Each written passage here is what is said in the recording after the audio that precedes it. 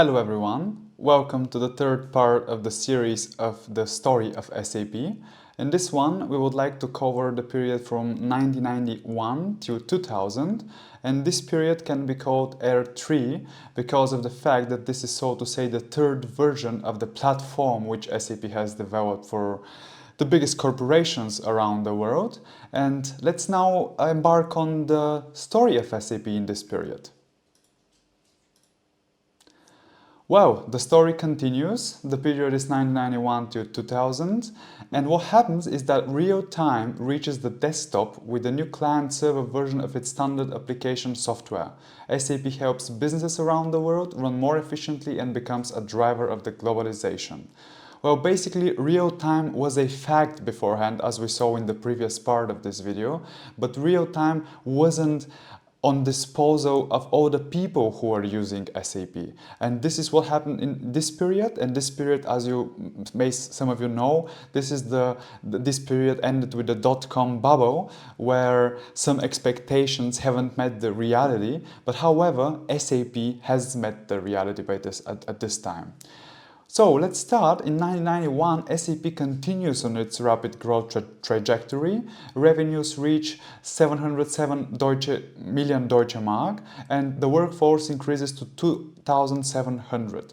The company now has 14 international subsidiaries and more than 2,200 customers in 31 different countries.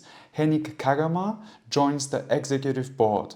This is one of the most prominent people, but there are a lot of such people in SAP by that time who has joined the executive board.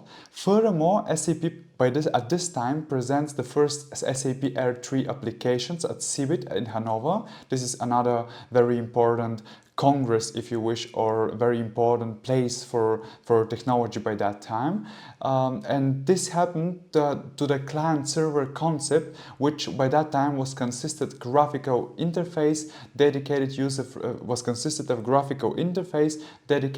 of relational databases, and support for servers from a range of vendors appeal both to SMEs and to the subsidiaries of multinationals, opening up significant new market potential for SAP. So basically, SAP has always been for the biggest companies and their subsidiaries, but also for small and medium enterprises. This is something very important because SAP, they offer something for everyone in the industries, and this is something very special, I think.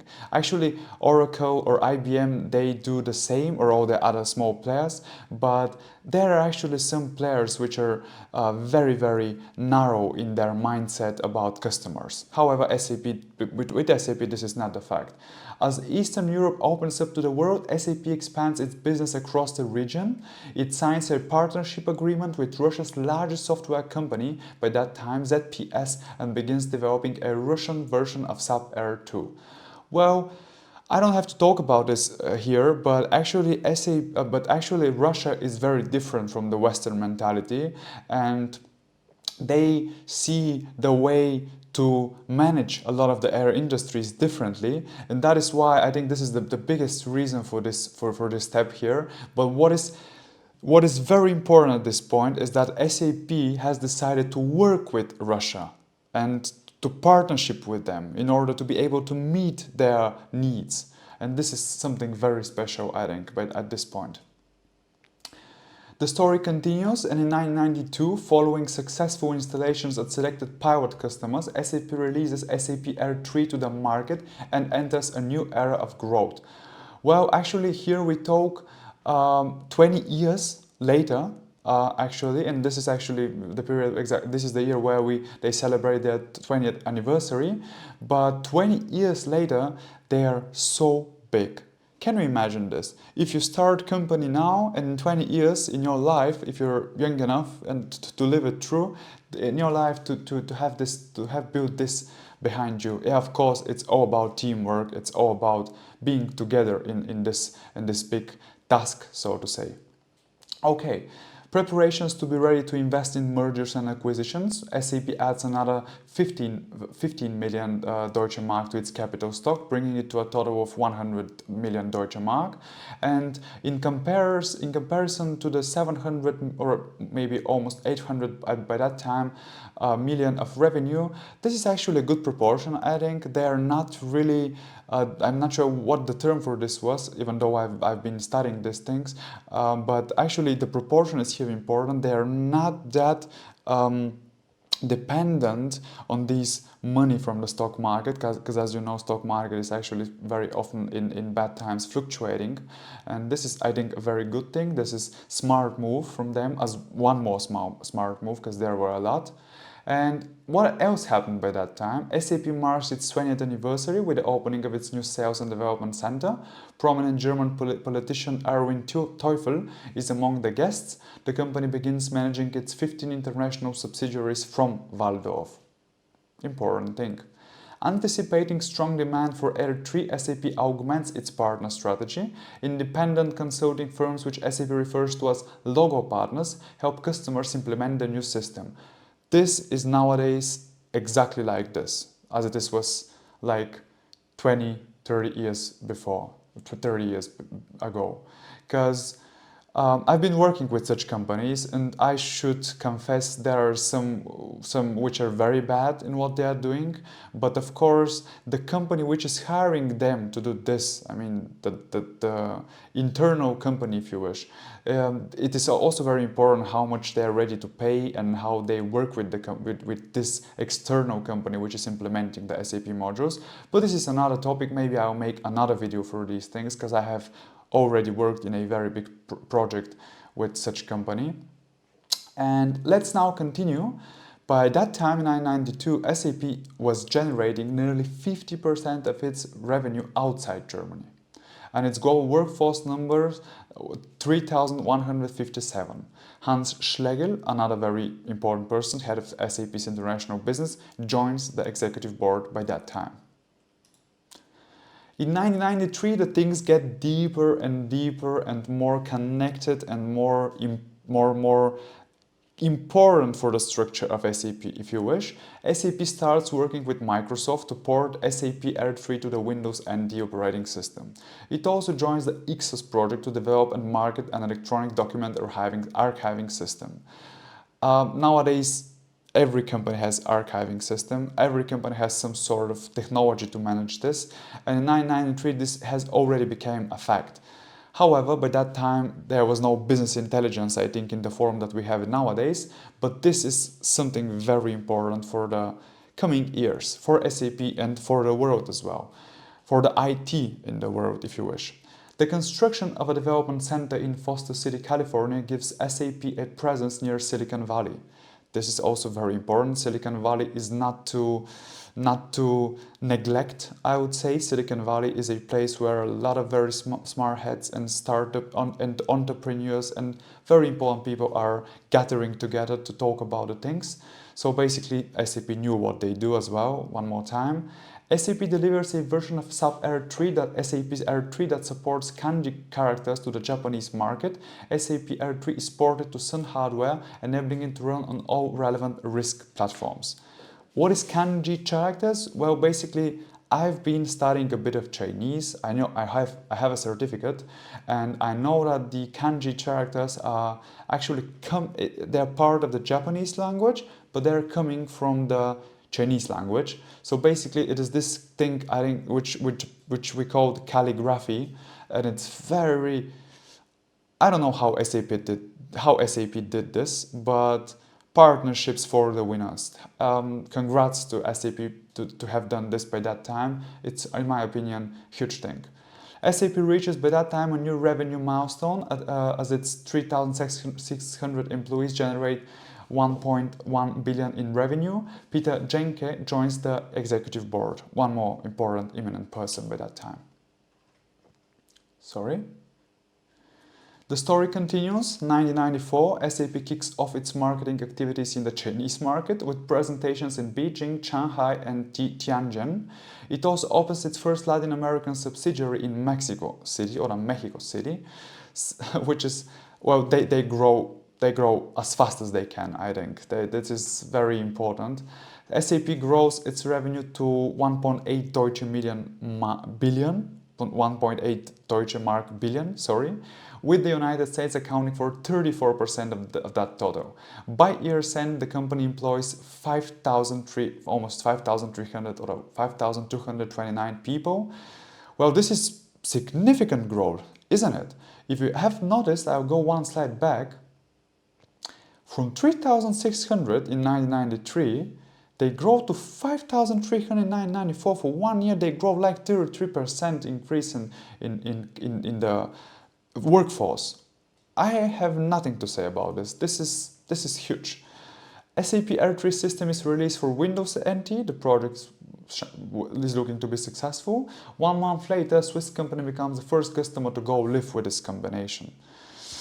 It isn't bad. There are some companies which are actually implementing what SAP implements and goes productive with instantaneously. Actually, it's some company believes a lot more, I think, even than me in SAP. SAP steps up its efforts to develop a retail solution to SAP R3 by acquiring a 52% stake in Daco Software GmbH. IBM, a long-standing SAP partner, is running its global operations on SAP R3 under the largest contract SAP has so far signed in its 23-year history. What does this mean? IBM is the biggest, I think still the biggest partner of SAP, but I'm not sure about this. But I think they use SAP in one way or another.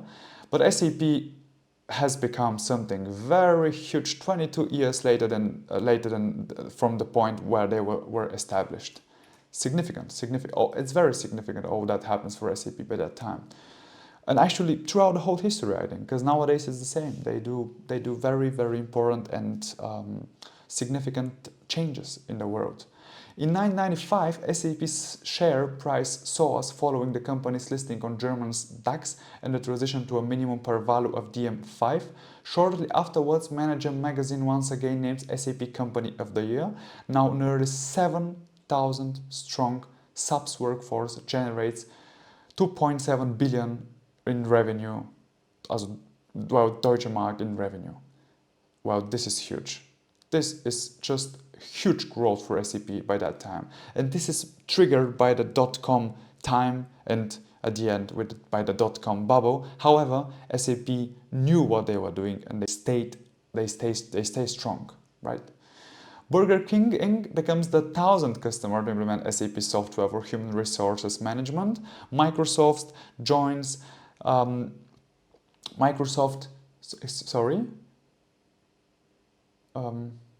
Microsoft joins the ranks of tech companies opting for SAP R3. Deutsche Telekom sets a new record for the largest ever SAP contract, covering 30,000 SAP R3 workstations. This is crazy, but by that time the telecom industry, if you can call it, or the telecommunication industry was actually a huge thing. For those who have lived through this time, I haven't, I'm a little bit younger, but I haven't been born by that time. I'm born in 1996. However, by that time, the telecom things, the telecommunication companies were tremendous, were growing so fast. And SAP has sold this. They've worked with them and they've done some beautiful things, I think. Some good collaborations, if you wish, once again. And exactly, and collaborates with SAP on a solution for the telecommunication industry. Well, pretty clear. SAP enlists system resellers to help sharpen its marketing focus on SMEs. This is actually something which is very important, because SAP, they do not just say we want to play with the biggest players. They say we want to play with everyone. We want to see how you're doing the things. We want to have our food here and there, right? And I think this is something very important, because if you wanna grow as fast as you can, I'm in the opinion that you have to know the extremes. You have to know who's the smallest, but you have to know who's the biggest. And you have to go into both extremes in order to be able to understand everything as it is. Okay. In 1996, it is a year of record-breaking events for SAP. 4,300 customers attend the European Sapphire in Vienna, 8,000 registered for its US counterpart, and more than 5,000 traveled to the inaugural Sapphire event for Japan. Well, these are big numbers for that time. Even if we consider the fact that a few years ago this has nothing to do with the workforce for SAP. Like 10 years ago they were, I don't know, 500. Okay, SAP generates by that time revenue of 3.7 billion Deutsche Mark. Its workforce numbers 9,202 by the end of the year. SAP is named Company of the Year for a third time by the Manager magazine. SAP launches its joint internet strategy with Microsoft. Throughout open interfaces, customers can now connect online applications to their SAP R3 systems. They can also take advantage of IBM's AS400 platform. Coca-Cola, the world's largest manufacturer of soft drinks, decided to implement SAP R3.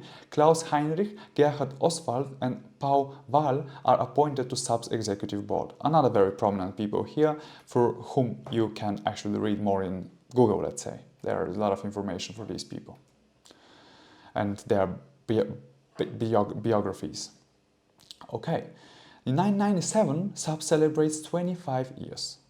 Okay, 25 years. Let's see what they have done for 25 years and let's see whether this is a lot or not that much. But I think it's clear in which direction the talk will go.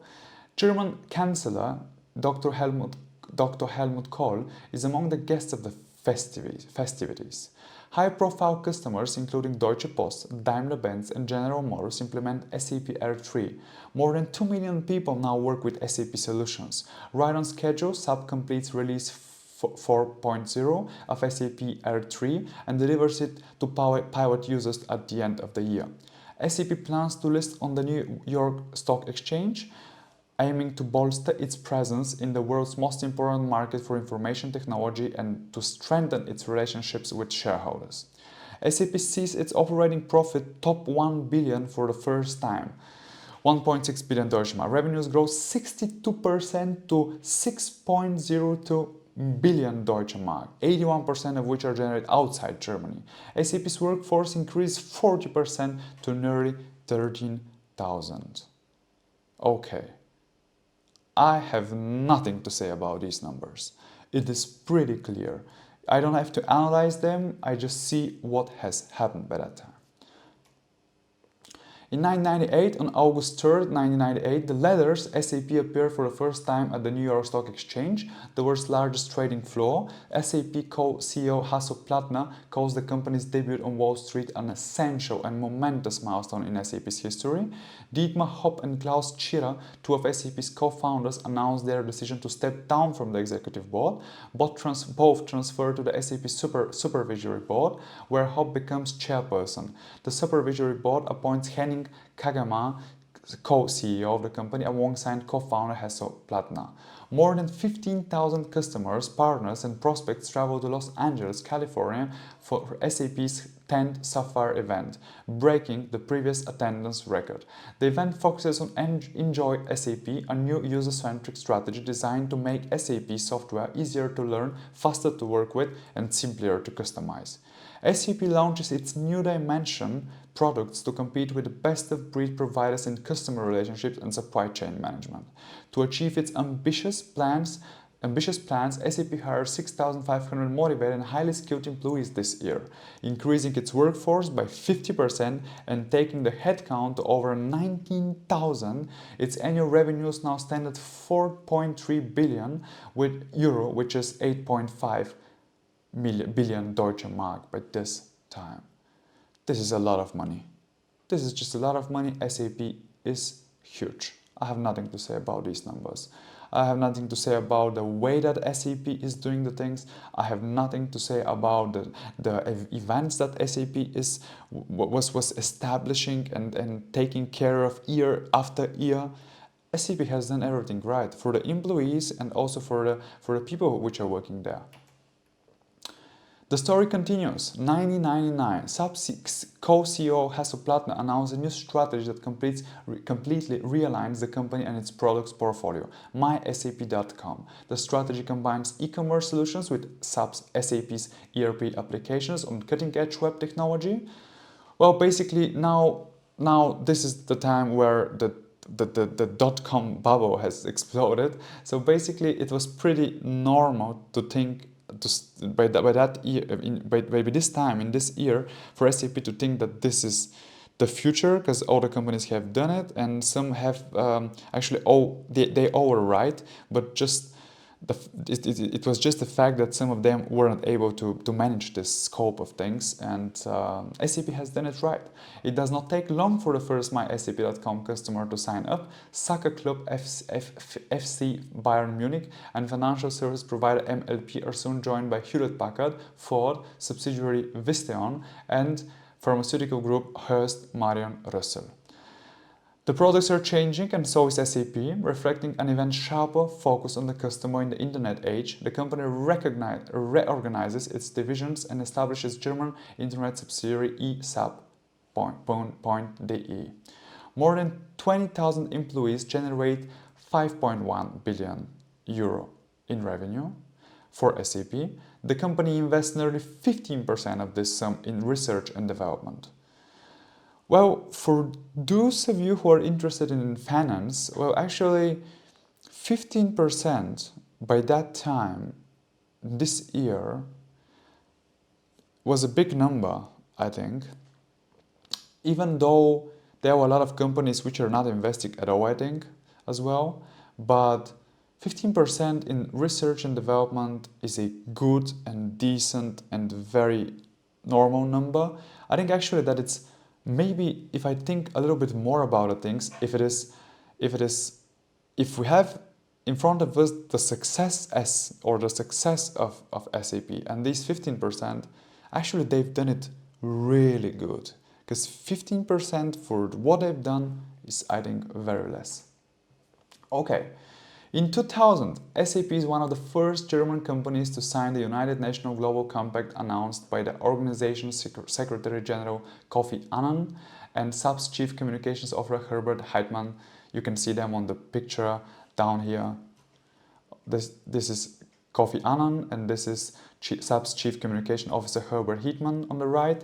And comprehensive e-business solutions, innovative technologies and extensive services converge on the trailblazing mysap.com platform, allowing employees, customers, suppliers and other business partners to collaborate across company borders anytime, anywhere. If I have to be honest with you, a few weeks ago I was in Frankfurt. I took part in the event of SAP Pioneer. Recently SAP decided to establish another subsidiary, if you wish, which will take care for the bank insurance industry, and their events are called SAP Pioneer. And I was I took part at this event in Frankfurt, and what I've heard there a lot of times was actually converge, and I heard the term converging industries. Well, actually the thing started really early in 2000 already, but actually actually even earlier than this. But what is more important to mention at this point is that things converge in a way that we are not able to comprehend. The things are becoming one sort of singularity. I'm not saying that tomorrow everything would be one company or everything would be one thing, but the things are so deeply enrooted in one another. The industries, the products, the whatever. If you wish, if you take as an example one car, and this car have a leasing, this is the automobile industry in the first place. Then you have the financial industry, then you have the materials, then you have this and that, and the electronics and everything. It is so so connected everything.